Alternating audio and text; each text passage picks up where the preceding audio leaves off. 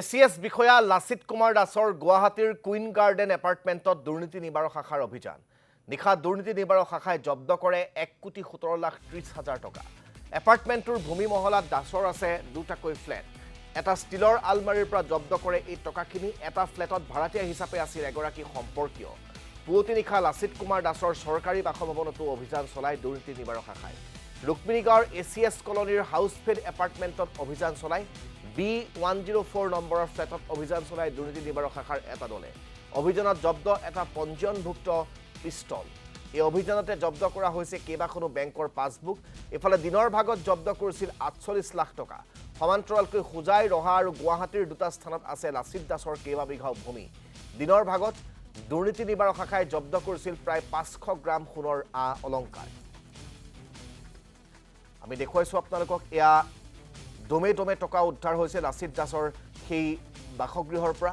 য'ত অভিযান চলিছিল কালি নিশাৰ ভাগত 1,17,30,000 টকা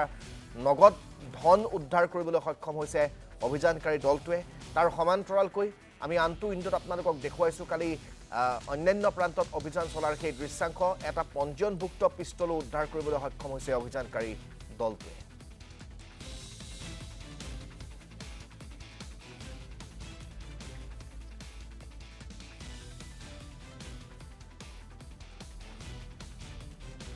আমি ইতিমধ্যে আপোনালোকক এই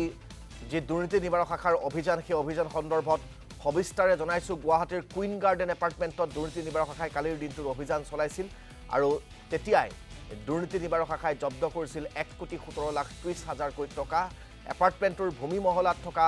দাসৰ দুটাকৈ ফ্লেটত এই অভিযান চলিছিল আৰু তেতিয়াই এটা ফ্লেটৰ এটা আলমাৰীৰ পৰা এই 1,17,30,000 টকা জব্দ কৰিবলৈ সক্ষম হৈছে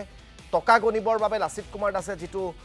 টকা গণা মেচিন ক্ৰয় কৰি আনিছিল সেই টকা গণা মেচিনটোৰে এই টকাসমূহ গণনা কৰিব লগা হয় দুৰ্নীতি নিবাৰক শাখাৰ দলটোৱে তাৰ পিছত ৰুক্মিণী গাঁৱৰ যি এচিএছ কলনী আছে সেই এচিএছ কলনীৰ চৰকাৰী বাসভৱনতো অভিযান চলে দুৰ্নীতি নিবাৰক শাখাৰ যাৰ য'ত অভিযান চলাই এটা পঞ্জীয়নভুক্ত পিষ্টল জব্দ কৰিবলৈ সক্ষম হৈছে অভিযানকাৰী দলটোৱে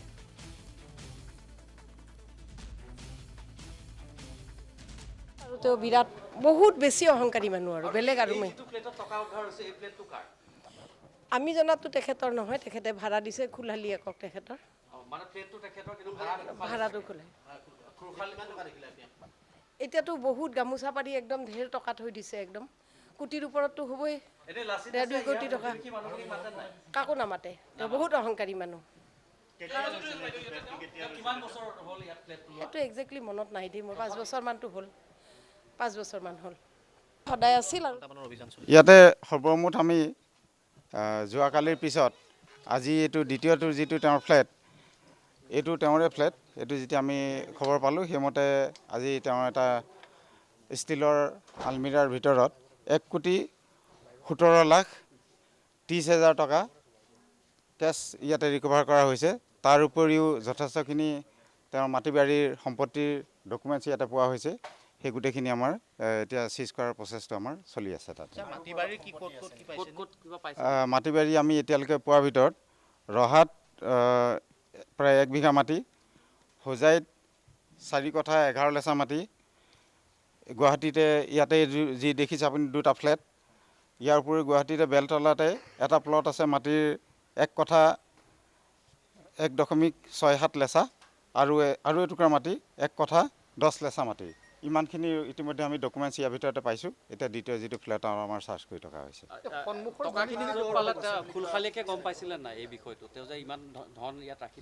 এই কথাখিনি তেওঁক এতিয়া আমি সোধপোছ কৰিম সেইটো লৈ পেলাই আমি আমাৰ তদন্ত চলি আছে গোটেইখিনি তেওঁৰ কিবা ইনভলভমেণ্ট আছে নে নাই তদন্ত যিমতে হয় সেইমতে আমি আগবাঢ়িম সেইটো আমি এতিয়ালৈকে পোৱা নাই কিন্তু আমি গম পোৱা মতে তেওঁ এটা থাকিব পাৰে বুলি এটা ইনফৰমেশ্যন আহিছে সেইমতে আমি চাম যদি পোৱা যায় এইটো ৰিকভাৰ কৰা আৰু অন্যান্য কোনোবা স্থানত তেওঁৰ ফ্লেট আছে নেকি আপোনালোকে কিবা গম পাইছে নেকি আমাৰ অনুসন্ধান চলি আছে এই বিষয়ে আৰু ডিটেইল আৰু ক'ৰবাত আছে নেকি আমি সেইখিনি আৰু অনুসন্ধান যেনেকৈ আপুনি দেখিছে যোৱাকালিৰ পৰা আগবাঢ়ি আছে আমাৰ অনুসন্ধান সেইমতে আমি আজি দ্বিতীয়টো ফ্লেটত এইখিনি বস্তু আমি ৰিকভাৰ কৰিছোঁ আৰু ভৱিষ্যতে আৰু ইয়াৰ পিছত যদি অনুসন্ধান যি ওলাব সেইমতে বাকীখিনি ৰিকভাৰ কালিৰ পৰা এতিয়ালৈকে কিমান কোটি মান টকা হ'ল সৰ্বমুঠ যোৱাকালিতো আপোনালোকে আজি দিনত যিটো প্ৰেছ ব্ৰিফিং দিয়া আছিল তাত গম পাইছিলে তাত প্ৰায় 48 লাখ আছিলে আৰু আজি এতিয়া হ'ল 1,17,30,000। এই গোটেইখিনি যোগ কৰি যিমানটো হ'ব ইতিমধ্যে 1.5 কোটি 1.5 কোটিতকৈ বেছি হ'ল। সিমানখিনি এতিয়ালৈকে কেছ ৰিকভাৰী হৈছে আৰু বাকীখিনি মাটি বাৰী সম্পত্তি যিখিনি ডকুমেণ্টছ হৈছে এই দ্বিতীয়টো ফ্লেটত আমি ৰিকভাৰ কৰিছোঁ। পুনৰ অলংকাৰ পাইছে নেকি ইয়াত কিবা? সোণৰ অলংকাৰ ইয়াতে পোৱা নাই। সেইখিনি যিখিনি পোৱা হৈছিলে সেইখিনি আপোনালোকে ইতিমধ্যে জনোৱা হৈছে। সেইটো অনুসন্ধান চলি আছে। আমি আজি যেনেকৈ পালোঁ আৰু যদি অনুসন্ধানত ওলায় সেইখিনিও আমি চিজ কৰিম।